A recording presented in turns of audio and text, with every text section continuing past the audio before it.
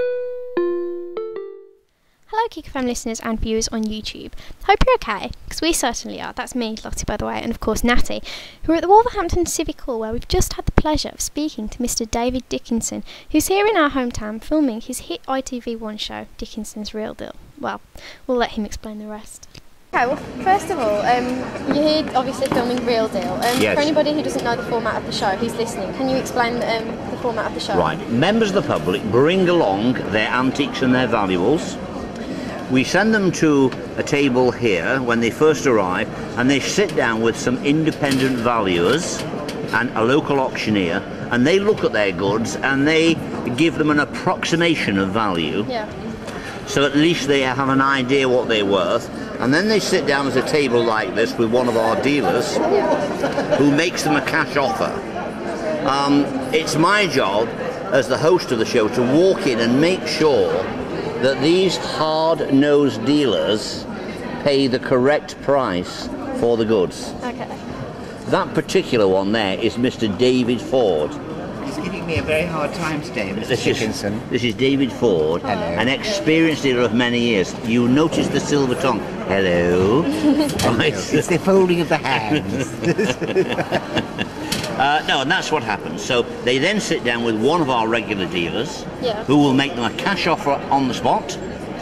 And if they're not too happy about that, or if we, as the, in my case, the host, I try and persuade the dealer, hopefully to get them a little bit more, or they go to auction, Okay. where they try to get more money. We want to try and make sure that the members of the public get the best deal. It isn't always by going to auction, because sometimes they go to auction and it fails, they don't sell the goods. So we've got to be careful where the balance is. Is this the first time you've filmed in Wolverhampton, or have you been here before? I think we've been here once before. Yeah. What do you know many facts about the city? Because this is a Wolverhampton-based radio station. So. Well, we know, for instance, both David Ford and I, being in the antique business for years, we know that papier-mâché was made around here. It was Clay indeed. Yes. and company was That's here. right, Not they sure were. about Jennings and Betteridge, but Clays were here. Jennings and Betteridge were not here, were they? They were in... Jennings and Betteridge were based in Stoke-on-Trent. Right, okay. Clay was here, Yes, I think. yes. And we also know, and something I learned this morning, that the security locks, the Victorian security locks, David, I'm trying to find the... No, don't know. I don't know the name you're looking The for. Victorian security locks, yes, the Chubb, 5-lever mortise locks. yes, but those that were on the workboxes and so forth, Yeah. Well, they made here. they were made here those guys around did the locks. Wolverhampton, yeah. Now what's the name of those security type keys? Oh, you push in. Correct. Like, there's a spring on Correct, them, isn't yeah. there? What are they called? They're spring-loaded anyway. Let's ask our director here, because he was the one that wrote the script this morning about the locks. Yes, the Chubb locks. I thought They it, were manufactured here I from thought- 1818. I thought it was the security ones that you were talking about. You know the They actually push in on a little spring almost. I can't think of the name. Oh, now. I don't know what. Isn't there a name for those? I know that they Chubb, We've even though they got don't locks manufacture any but, longer, so- so called Chubb locks. and we so. also know that during the Industrial Revolution there was a lot happening all around here. Yeah. Iron Bridge, Stourbridge, all kinds of things were being made around here. We also know it was called the Black Country. Yeah. Ooh, all that black smoke. So, what's been the best city you've visited doing this show? The best city we've visited today is Wolverhampton. No Right doubt answer. about it. We love Wolverhampton, don't we? We do. Okay, can we take you It back is to Wolverhampton on Sea, isn't it? Pardon?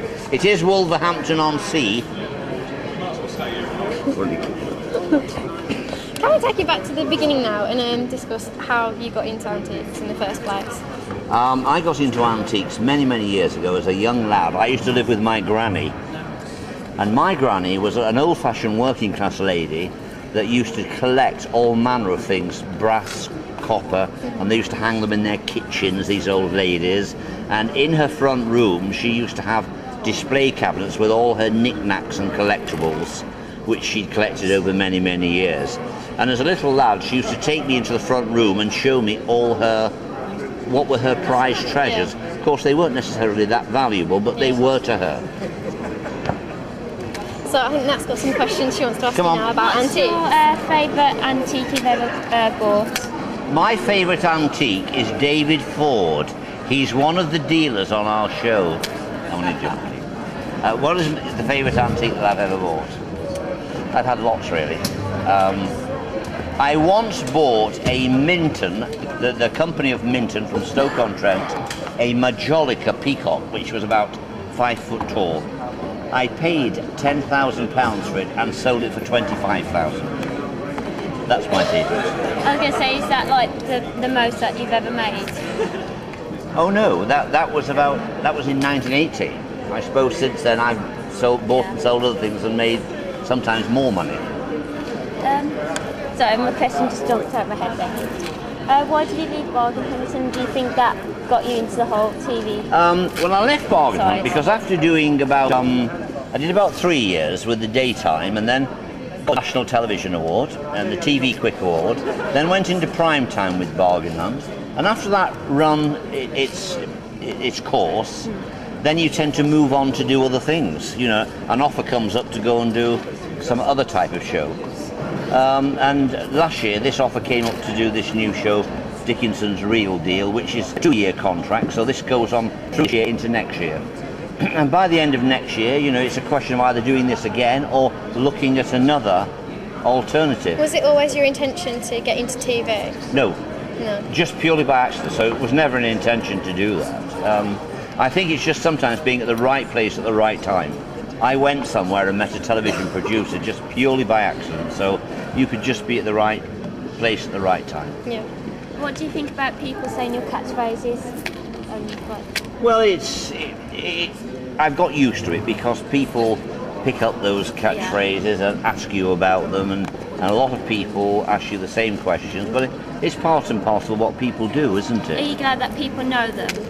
I am, because what it means is by knowing your catchphrases or by knowing you by sight, this means that you commercially are reasonably well known, and that in turn is what you do. Did you deliberately set out to make a catchphase and think this is going to be my I trademark? didn't. I Or truthfully did it just didn't. happen by accident? It just happened by accident because my granny used to say, David, that's a real Bobby Dazzler, that is David, and so I got it off my granny.